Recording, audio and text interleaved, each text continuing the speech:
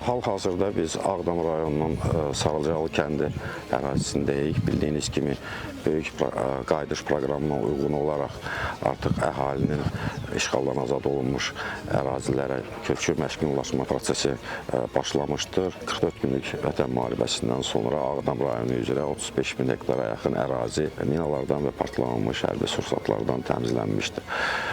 Demək istəyərdim ki, mina təmizləmə fəaliyyəti işğaldan azad olunmuş bütün rayonlarda, o cümlədən Qazax rayonunda icra olunur və bu günədək 206 min hektardan çox ərazi mina partlanmış hərbi sursatlardan təmizlənib və 199 minə yaxın mina partlanmış hərbi sursat aşkar edilərək zərərsizləşdirilmişdir.